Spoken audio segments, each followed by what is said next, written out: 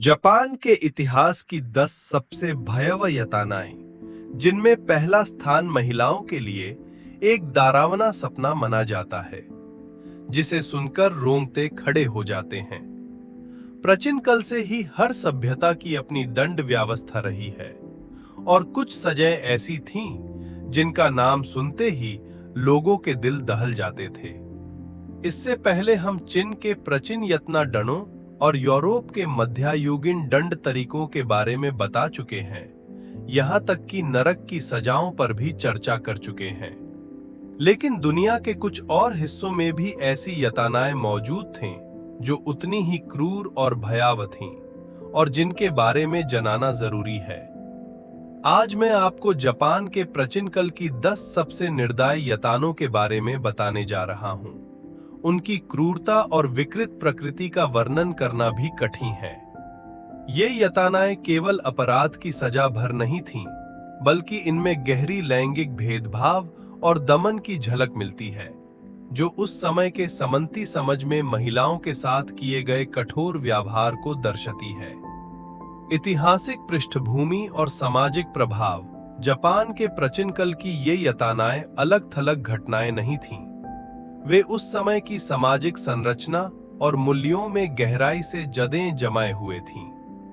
सामंती युग के जापान में, विशेष रूप से सेंगोकू काल से लेकर एडो काल तक, सामाजिक व्यवस्था और पारिवारिक सम्मान को सर्वोच्च माना जाता था। इन मानकों का उल्लंघन करने वालों को, खासकर महिलाओं को, अक्सर बेहद कठोर दंड दिया जाता था। ये यातनाएं उस दौर में महिलाओं पर लगाए गए सख्त नियंत्रण और दोहरे मानकों को दर्शाती है।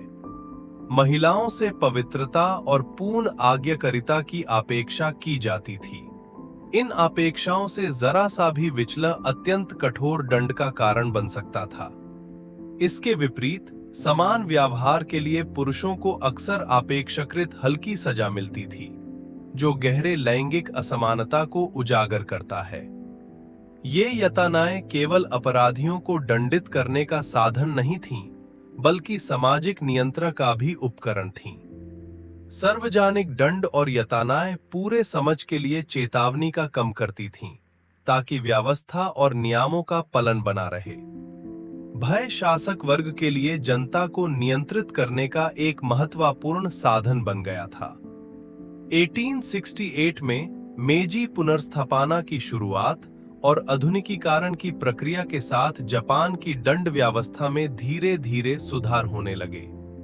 पश्चिमी कानूनी अवधारणाओं की शुरुआत और मानवाधिकारों के प्रति बढ़ती जागरूकता के कारण इन क्रूर यातनाओं को समाप्त किया गया। 1882 में जापान ने नया दंड संहिता लागू किया, जिसने पारंपरिक कठोर यातनाओं को आधिकारिक रूप से समाप्त कर अधिक मानवीय दंड प्रणाली अपनाई। आज ये यातनाएं इतिहास का हिस्सा बन चुकी हैं। वे इतिहास की पुस्तकों और लोक कथाओं में दर्ज हैं। वे हमें आधुनिक विधि व्यवस्था में मानवाधिकारों के महत्व को समझने और अतीत के अन्याय और क्रूरता से सावधान रहने की याद दिलाती है, ताकि ऐसे दुखद अध्याय दोबारा न दोहराए जाएं। चूंकि आगे का विवरण कुछ लोगों के लिए असहज हो सकता है, यदि पढ़ते समय आपको असुविधा महसूस हो तो बीच में रुक जाना बेहतर है। अब आइए नंबर 10 से शुरुआत करते हुए जापान के इतिहास की सबसे क्रूर यातनाओं के पीछे की सच्चाई को क्रमशः समझते हैं।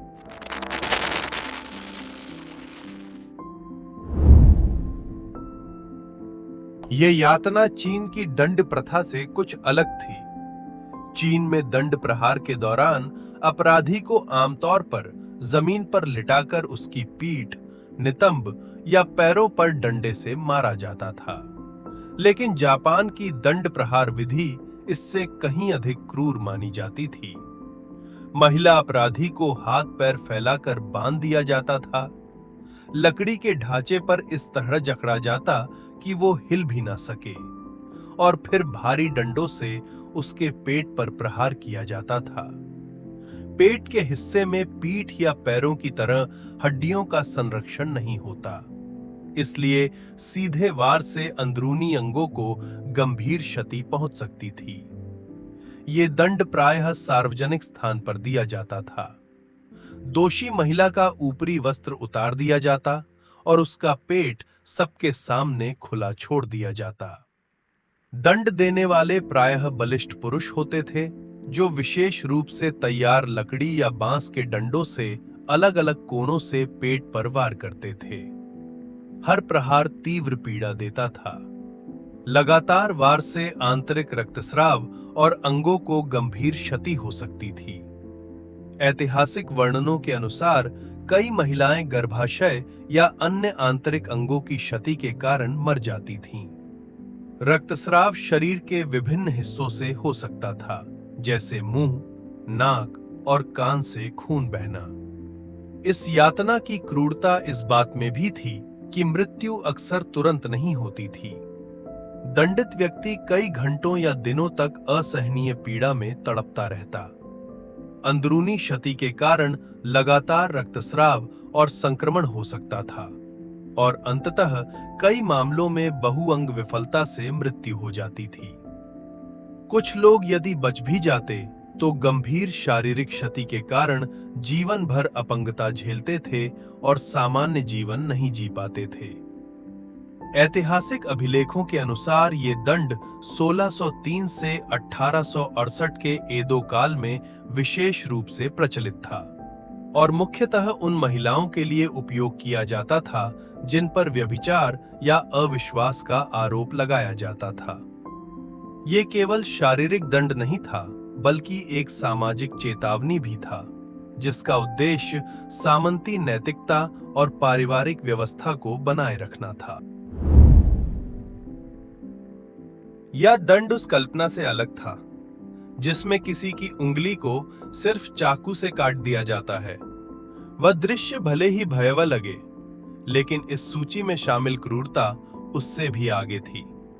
जापान में कथित उंगली विच्छेदन की वास्तविक प्रक्रिया यह थी कि महिला अपराधी की उंगलियों को एक एक करके जीवित अवस्था में खींचकर अलग किया जाता था। प्रक्रिया आमतौर पर इस प्रकार बताई जाती है। अपराधी का हठ एक विशेष लकड़ी के मंच पर स्थिर कर दिया जाता, हर उंगली को अलग अलग बंधा जाता और फिर दंड देने वाला व्यक्ति विशेष चिमटे या कभी-कभी सीधे हाथों से उंगली को जोड़ के पस से धीरे धीरे ऊपर की ओर खींचता, जब तक कि वह पूरी तरह हथेली से अलग न हो जाए। हर उंगली को इस तरह अलग करने की प्रक्रिया असहनीय पीड़ा से भरी होती थी और यह यत्न सभी 10 उंगलियों पर लागू की जा सकती थी।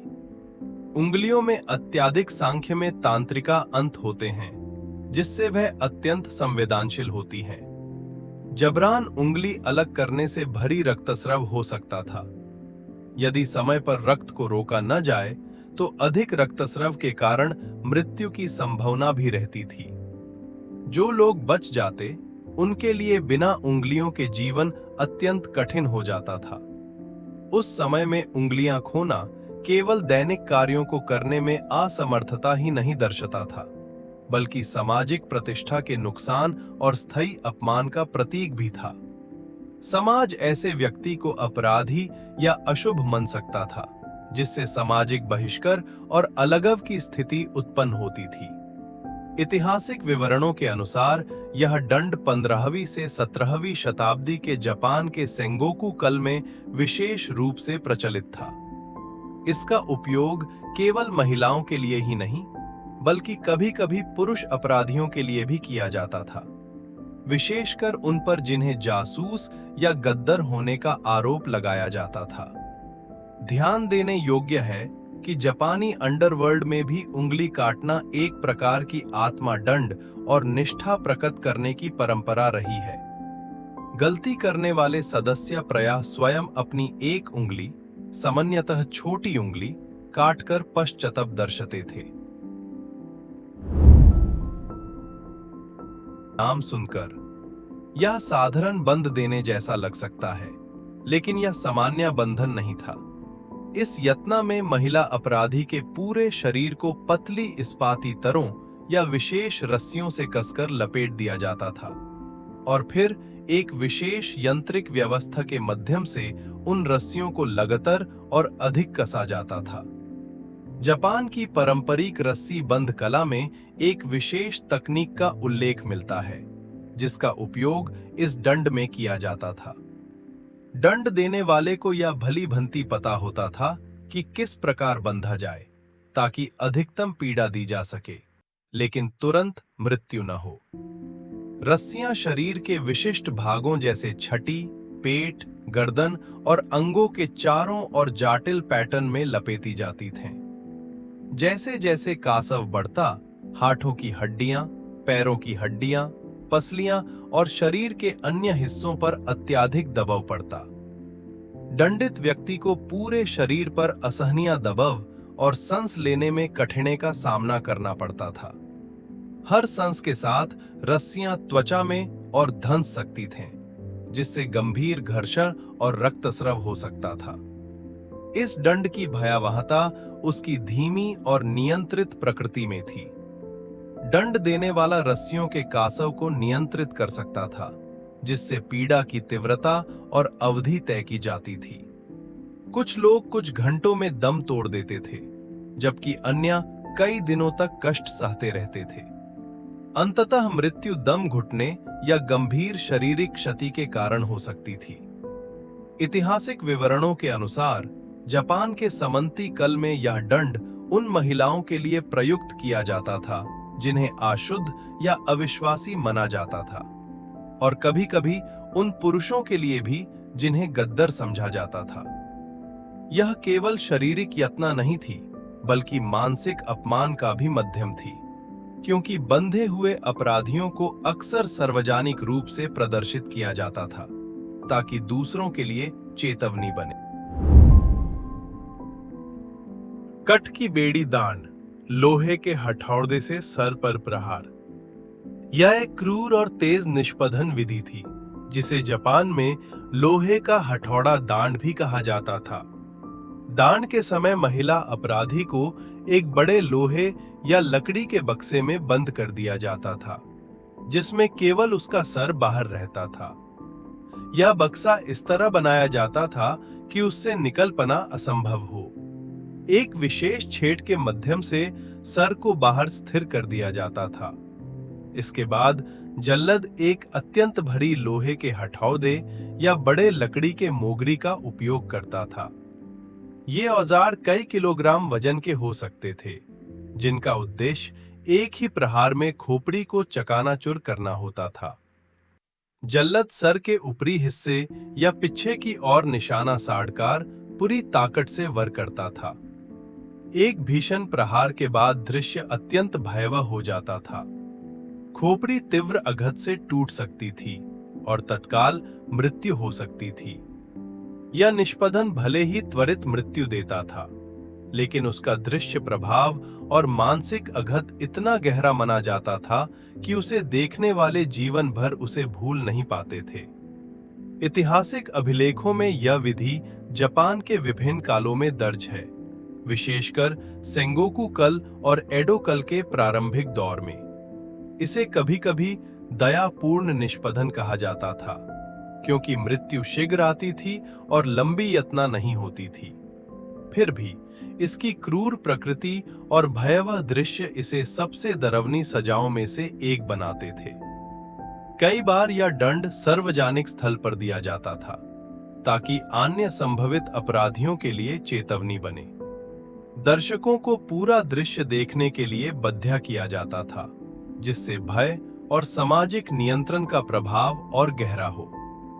कहा जाता है कि कुछ युवा दर्शक इस दृश्य के बाद लंबे समय तक मानसिक आघात से जूझते थे, जिनमें दुस्वप्न, भय और मानसिक अस्थिरता जैसे लक्षण शामिल थे। यह दंड पहले वर्णित विधियों से मिलता जुलता था और जापान में इसे तप्तपट दंड या भुनने की सजा कहा जाता था। इसकी प्रक्रिया में महिला अपराधी के वस्त्र उतारकर उसे एक बड़े लोहे के पट पर बंध दिया जाता था। फिर उस लोहे की पट को नीचे से गर्म किया जाता था। दंड आमतौर पर एक विशेष मंच पर दिया जाता था, जिसके नीचे भट्ठी या जलते कोयले रखे जाते थे। अपराधी को लोहे के पट पर कसकर बंध दिया जाता था ताकि वह हिल न सके। जैसे जैसे नीचे की आग लोहे को गर्म करती, तापमान धीरे धीरे बढ़ता जाता। पीड़ित पहले असुविधा, फिर तीव्र गर्मी और अंततः असहनीय दर्द का अनुभव करता। अधिक तप के कारण गंभीर जलन होती थी और अंत में मृत्यु हो सकती थी। इस प्रक्रिया के दौरान त्वचा का उच्च तापमान से संपर्क, अंदरूनी अंगों को हुई क्षति और बच निकलने में असमर्थता का भय इस दंड को अत्यंत भयावह बनाते थे। उच्च तापमान में त्वचा पर फफोले पड़ सकते थे, वह फट सकती थी और गंभीर रूप से क्षतिग्रस्त हो सकती थी। अंदरूनी अंगों पर भी गहरा प्रभाव पड़ सकता था, जिससे अंततः बहुअंग विफलता और मृत्यु हो सकती थी। यह प्रक्रिया कई घंटों तक चल सकती थी, जो आग की तीव्रता और लोहे की पट की मोटाई पर निर्भर करती थी। ऐतिहासिक वर्णनों के अनुसार पीड़ित अक्सर अंतिम क्षण तक सचे रहता था। जापान के इतिहास में यह दंड विभिन्न गंभीर अपराधों के लिए प्रयुक्त हुआ, जिनमें राजद्रोह, हत्या और धार्मिक अपराध शामिल थे। विशेष रूप से उन महिलाओं के लिए इसका उपयोग किया जाता था जिन्हें अक्षम्य अपराध करने का दोषी माना जाता था, जैसे पति या संतान की हत्या। यह दंड प्रायः सार्वजनिक रूप से दिया जाता था ताकि समझ के लिए चेतावनी बने। कुछ ऐतिहासिक विवरणों में ऐसे निष्पीड़न के दृश्य का वर्णन अत्यंत भयावह बताया गया है। पीड़ित की चीखें, जले हुए मांस की गंध और दर्शकों के बीच भय और स्तब्धता। यह दंड केवल शारीरिक पीड़ा नहीं था, बल्कि मानव गरिमा का भी कठोर अपमान माना जाता था। कंटेनर पट पर घसीटने की सजा। इस दंड को घर्षण का एक चरम रूप माना जाता था।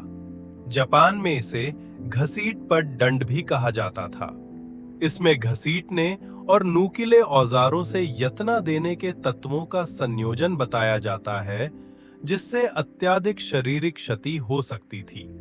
प्रक्रिया के वर्णन के अनुसार पहले एक बड़े लोहे या लकड़ी के पट को तैयार किया जाता था, जिसकी सतह पर अनेक नुकीले कंटे लगे होते थे।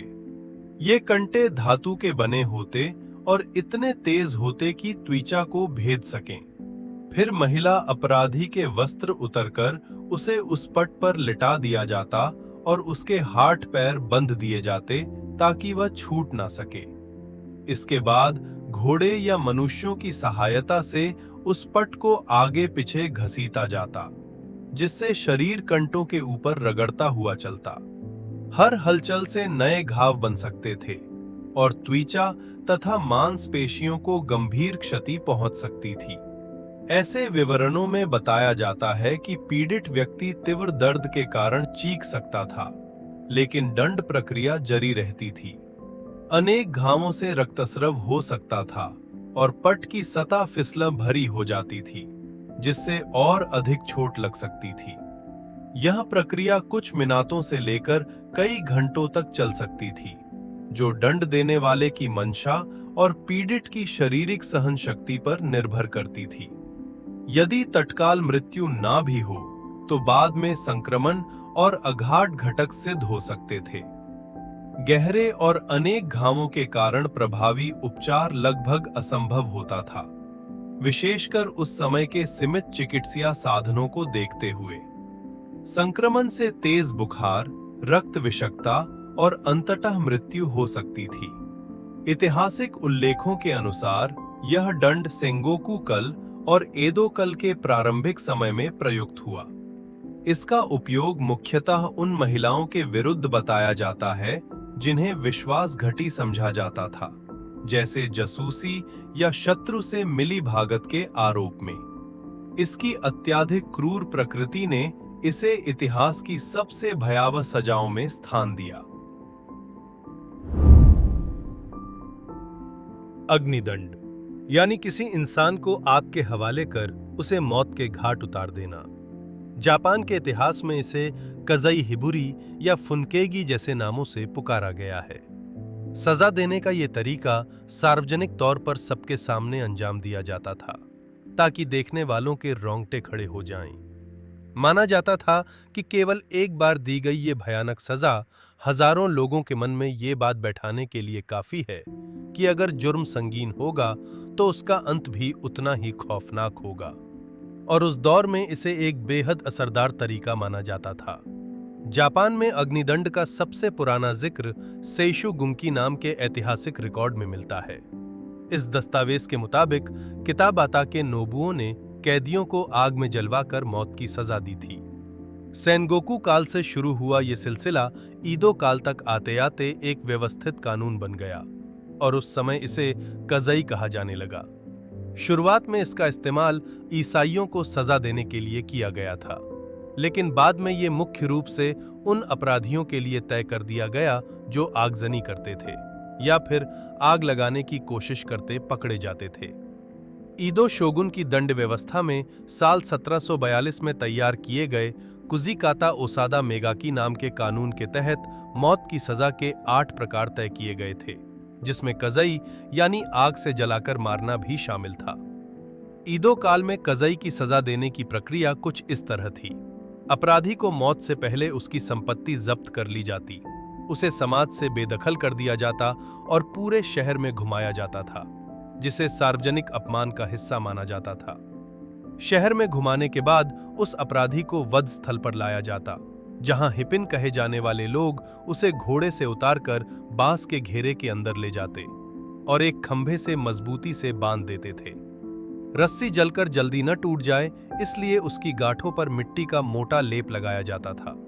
इसके बाद चेहरे को छोड़कर अपराधी के पूरे शरीर को सूखी घास और लकड़ियों से पूरी तरह ढक दिया जाता था। उसके पैरों के नीचे लकड़ियों का ढेर लगाया जाता था ताकि वो उन पर खड़ा रह सके, और इस तैयारी को चूल्हा बनाना कहा जाता था। जब सब कुछ तैयार हो जाता तो सरकारी अधिकारी यानी केंशी के आदेश पर हवा की दिशा देखकर आग सुलगाई जाती थी। उस समय वहां मौजूद हिपिन आग को और तेज करने के लिए बड़े पंखों से हवा देते थे। हैरानी की बात यह है कि अग्निदंड देने का तरीका ईदो और ओसाका शहर में एक जैसा नहीं था। साल 1831 के आधिकारिक रिकॉर्ड बताते हैं कि ओसाका में अपराधी के गले में लोहे का एक भारी पट्टा डालकर उसे जंजीर के जरिए खंभे से बांध दिया जाता था। खंभे से करीब 1.8 मीटर की दूरी पर चारों तरफ लकड़ियों का ढेर लगाया जाता और हवा की दिशा से आग लगाई जाती थी। इस खास तरीके में अपराधी के हाथ और पैर नहीं बांधे जाते थे। जैसे जैसे आग की लपटें नजदीक आती, अपराधी उस भयानक गर्मी और जलन को बर्दाश्त नहीं कर पाता और खंभे के चारों ओर पागलों की तरह भागने लगता था।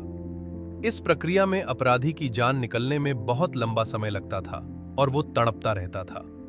ओसाका के तत्कालीन मजिस्ट्रेट नीमी मसायोशी ने इस क्रूर तरीके के बारे में अपने लेखों में जिक्र किया था। उन्होंने लिखा था कि लोगों को चेतावनी देने के लिहाज से भी ये तरीका जरूरत से ज्यादा जालिम और अमानवीय है। धीरे धीरे प्रशासन के भीतर से भी इस तरीके के खिलाफ आवाजें उठने लगीं और इसकी कड़ी आलोचना हुई। इसके बाद मार्च 1831 में ओसाका के इस तरीके को पूरी तरह बंद कर दिया गया और वहां भी ईदो में प्रचलित अग्निदंड के तरीके को अपना लिया गया। सैनी शिविर सामूहिक दंड। यहां से आगे जिन दंडे का वर्णन किया जा रहा है वे अत्यंत असहज और गंभीर यौन हिंसा से जुड़े बताए जाते हैं। जापान के इतिहास में इस प्रकार की सजा को कुछ स्रोतों में सैनी शिविर दंड या सैनी दंड कहा गया है और इसे महिलाओं के प्रति अत्यंत क्रूर व्यवहार के रूप में वर्णित किया जाता है। ऐतिहासिक विवरणों के अनुसार जिन महिलाओं को यह दंड दिया जाता था उन्हें सैनी शिविरों में भेज दिया जाता था और सैनिकों के नियंत्रण में रखा जाता था। उन्हें विशेष कमरों या क्षेत्रों में बंद रखा जाता, जहां से निकलना या विरोध करना लगभग असंभव होता था। युद्धकालीन संदर्भों में बड़ी संख्या में सैनिक मौजूद रहते थे और पीड़ितों को बार बार यौन हिंसा का सामना करना पड़ सकता था। ऐसे दंड की अवधि स्पष्ट रूप से निर्धारित नहीं होती थी। यह कई दिनों, हफ्तों या उससे भी अधिक समय तक चल सकता था, जब तक कि पीड़िता की मृत्यु न हो जाए या उसे मुक्त न किया जाए, जो अत्यंत दुर्लभ माना जाता था। लगातार यौन हिंसा से गंभीर शारीरिक आघात हो सकता था, जिनमें अंदरूनी चोट, संक्रमण और रक्तस्राव शामिल हैं। अनेक महिलाएं ऐसे अत्याचारों को सहन न कर पाने के कारण मर सकती थीं। शारीरिक क्षति के अतिरिक्त यह दंड गहरे मानसिक आघात का कारण भी बनता था। निरंतर अपमान, पीड़ा और निराशा मानसिक टूटना का कारण बन सकती थी। कुछ मामलों में पीड़ितों द्वारा आत्महत्या का प्रयास किए जाने के उल्लेख भी मिलते हैं, यदि उन्हें अवसर मिला हो। ऐसे दंड विशेष रूप से युद्धकालीन संदर्भों में दर्ज किए गए हैं और केवल स्थानीय अपराधियों ही नहीं, बल्कि बंदी बनाई गई विदेशी महिलाओं के साथ भी जुड़े रहे हैं। इसे युद्ध अपराधों के व्यापक संदर्भ में देखा जाता है, जो उस समय की सैन्य संस्कृति में महिलाओं के प्रति गहरे अनादर और वस्तुकरण को दर्शाता है। शारीरिक और मानसिक दोनों प्रकार की यातना के कारण यह दंड मानवीय दृष्टि से अत्यंत भयावह माना जाता है। यह केवल व्यक्ति को दंडित करने का साधन नहीं था, बल्कि सामाजिक भय और अपमान का माध्यम भी बनता था, क्योंकि ऐसी घटनाओं का प्रभाव पीड़िता के परिवार और समुदाय तक फैल सकता था। जापान के इतिहास में ताकित्सुके यानी सूली पर चढ़ाने की सजा को सबसे क्रूर मौत के तरीकों में से एक माना जाता है। इसमें अपराधी को लकड़ी के तख्ते या खंभे पर बांधकर सबके सामने मार दिया जाता था। प्राचीन काल के अंत से ही सामंती योद्धाओं के दस्तावेजों में इसके सबूत मिलते हैं। इस सजा का नाम ताकित्सुके दरअसल अपराधी को पेड़ से सटाकर बांधने की प्रक्रिया से निकला है। हियान काल के अंत में यह प्रथा शुरू हुई और सेनगोकू काल के दौरान तो अपराधी को उल्टा लटकाकर सूली देने की बात भी कही जाती है। ईदो काल के दौरान इसे पूरी तरह से कानूनी ढांचे में शामिल कर लिया गया था। ईदो शोगुन की दंड व्यवस्था में यह सजा उन लोगों के लिए थी जो अपने मालिक या सगे संबंधियों को नुकसान पहुंचाते थे।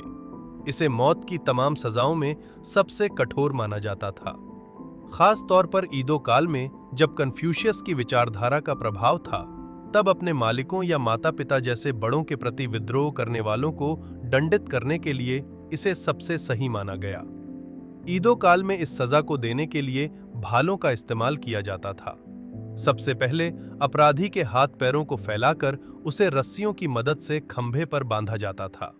उसके कपड़ों को बगल से लेकर कमर तक काटकर छाती पर लपेट दिया जाता और फिर उस भारी खंभे को सीधा खड़ा करके जमीन में गहराई तक गाड़ दिया जाता था। जब खंभा स्थिर हो जाता, तब सिकिंग शुरू होती थी। दो भाला चलाने वाले सैनिक दाईं और बाईं ओर से आगे बढ़ते थे और पहले अपराधी के सामने अपने भालों को आपस में जोड़ते थे, जिसे शी-यारी कहा जाता था। इसके बाद वे एक के बाद एक अपराधी के पेट से लेकर कंधे तक वार करते थे।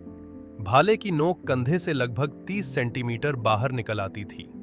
शरीर पर करीब 24 से 30 बार वार करने के बाद अंत में गले को निशाना बनाया जाता था, ताकि मौत पूरी तरह सुनिश्चित हो जाए।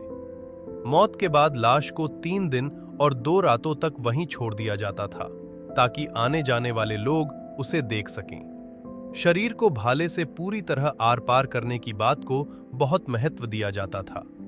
बताया जाता है कि मौत हो जाने के बाद भी अपराधी के शरीर पर बार बार प्रहार किए जाते थे। इन वारों की वजह से शरीर के अंदरूनी अंग बाहर की तरफ फैल जाते थे, जिससे नजारा बेहद दर्दनाक हो जाता था। सजा के लिए इस्तेमाल होने वाले खंभे सिर्फ क्रॉस के आकार के नहीं होते थे। समय और स्थान के अनुसार वे उल्टे क्रॉस या फिर अंग्रेजी के IX और Y अक्षरों की तरह भी दिखाई देते थे। अपने माता पिता या मालिक की हत्या करने या फिर राज्य की सीमाओं को नुकसान पहुंचाने और नकली सिक्के बनाने जैसे बड़े अपराधों के लिए ही यह सजा सुनाई जाती थी। ईदो सरकार के नियमों के अनुसार इसके लिए असाकुसा और शिनागावा के मुख्य वध स्थल तय थे। अगर अपराध किसी दूसरे प्रांत में होता था या फिर सीमाओं को नुकसान पहुंचाने का मामला होता था, तो सजा वहीं पर दी जाती थी। सबसे गंभीर अपराधों के लिए इस सजा के साथ नोको किरिबिकी यानी आरी से काटने की सजा भी जोड़ दी जाती थी। यह सजा खास तौर पर मालिक या माता-पिता की हत्या करने वालों के लिए थी। इसमें पहले अपराधी को शहर में घुमाया जाता और फिर जमीन में गाड़ दिया जाता था, जिससे केवल उसका सिर बाहर रहता था। 3 दिनों तक उसे इसी हालत में छोड़ने के बाद उसके कंधे पर घाव किया जाता और वहां खून से सनी एक बांस की आरी रखती जाती थी। वहां से गुजरने वाले लोग उस आरी से अपराधी की गर्दन रेंच सकते थे। इसके बाद ही उसे सूली पर चढ़ाया जाता था। हालांकि ईदो के गैनरोकू काल के बाद के रिकॉर्ड बताते हैं कि आम जनता में से कोई भी गर्दन काटने के लिए आगे नहीं आता था। इसलिए इस बात की पूरी संभावना है कि उस समय यह सजा सिर्फ दिखावे के लिए रह गई थी और वास्तव में इसे पूरी तरह लागू नहीं किया जाता था। जापान के पुराने दंड विधान के समाप्त होने तक यह सबसे भयानक सजाओं में से एक बनी रही। अपनी क्रूरता और सार्वजनिक प्रदर्शन के कारण यह समाज में खौफ पैदा करने का सबसे बड़ा माध्यम थी। या दांड, जिसे तमाबे की छड़ दांड या लोहे की छड़ दांड कहा जाता था, मुख्यतः उन महिलाओं के लिए प्रयुक्त बताया जाता है जिन्हें व्याभिचार का दोषी ठहराया जाता था। इसकी क्रूरता शारीरिक पीड़ा और मानसिक अपमान दोनों ही स्तरों पर चरम मनी जाती थी। विवरणों के अनुसार सबसे पहले एक तमाबे की छड़ और एक भट्ठी तैयार की जाती थी। छड़ लगभग 30 से 40 सेंटीमीटर लंबी और 2 से 3 सेंटीमीटर व्यास की हो सकती थी। उसका एक सिरा विशेष आकार या बनवट वाला भी हो सकता था। भट्ठी को इतनी ऊंची तापमान तक गर्म किया जाता था कि धातु लाल हो जाए। इसके बाद महिला अपराधी के वस्त्र उतर दिए जाते, उसे एक मेज या विशेष ढांचे पर बंध दिया जाता और उसके पैरों को अलग करके स्थिर कर दिया जाता। यह प्रक्रिया अक्सर सार्वजनिक रूप से की जाती थी, जिससे मानसिक अपमान और बढ़ जाता था। फिर जल्लड़ तमाबे की छड़ को भट्ठी में रखकर लाल तप्त कर देता, जिसका तापमान 550 डिग्री सेल्सियस से अधिक बताया जाता है। इसके बाद उस तप्त धातु को शरीर के अत्यंत संवेदनशील भाग में प्रविष्ट कराया जाता था। इतनी ऊंची तापमान की धातु के संपर्क से तत्काल गंभीर जलन और अंदरूनी क्षति हो सकती थी। ऐतिहासिक वर्णनों में कहा गया है कि ऐसी ऊष्मा किसी भी मानव ऊतक को तुरंत नष्ट कर सकती है, विशेषकर जब वह अत्यंत संवेदनशील क्षेत्र हो।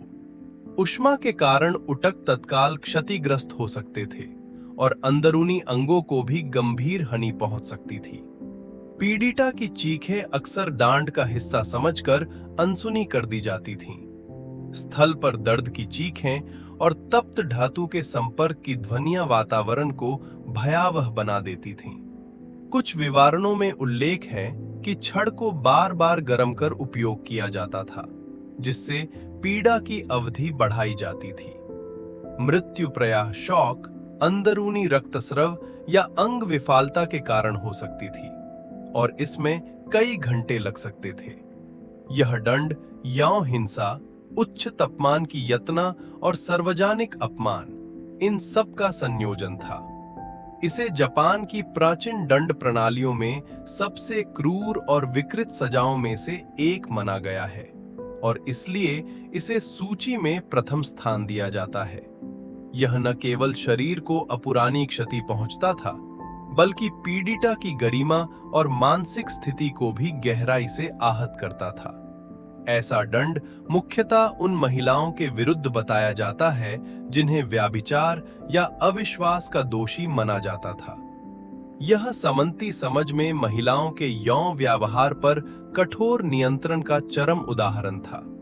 साथ ही यह उस समय की गहरी लैंगिक असमानता को दर्शाता है, क्योंकि समान आरोपों पर पुरुषों को अक्सर अपेक्षाकृत हल्की सजा मिलती थी। सौभाग्य से ये क्रूर यातनाएं आधुनिक सभ्य समझ में पूरी तरह समाप्त की जा चुकी हैं। समकालीन जापान में विधि व्यवस्था मानवाधिकार और गरिमा के सिद्धांतों पर आधारित है, जहां निष्पक्ष न्याय और मानवीय दंड पर जोर दिया जाता है। यद्यपि मृत्यु दंड अब भी कानूनी रूप से मौजूद है, लेकिन उसकी प्रक्रिया को मानवीय ढंग से संचालित किया जाता है और यातना को कानून द्वारा सख्ती से प्रतिबंधित किया गया है। इन ऐतिहासिक अत्याचारों को समझना हमें आधुनिक विधि राज्य के मानवीय मूल्यों को और अधिक सराहने में मदद करता है। साथ ही यह मानव स्वभाव के अंधेरे पक्ष के प्रति सतर्क रहने की याद दिलाता है।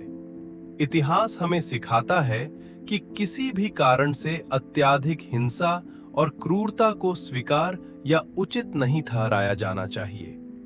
इन यातनाओं का दस्तावेज हमें आज की दुनिया में अब भी मौजूद लैंगिक असमानता और हिंसा के मुद्दों पर ध्यान देने की भी याद दिलाता है। भले ही उनके रूप बदल गए हों, लेकिन महिलाओं के प्रति दमन और भेदभाव कई स्थलों पर अब भी मौजूद है। शिक्षा, कानूनी सुरक्षा और सामाजिक जागरूकता के माध्यम से ही हम वास्तव में इस अंधकारमय इतिहास की छाया से बाहर निकल सकते हैं। यही था जापान के प्राचीन काल की 10 सबसे क्रूर यातनाओं का परिचय। उनकी निर्दयता निस्संदेह चौंकाने वाली है और वे उस समय के समझ में महिलाओं के प्रति दमन और अन्याय को दर्शाती है। आशा है कि मानव समझ कभी फिर उस अंधकारमय दौर में नहीं लौटेगा, बल्कि अधिक न्यायपूर्ण, समान और मानवीय दिशा में आगे बढ़ता रहेगा।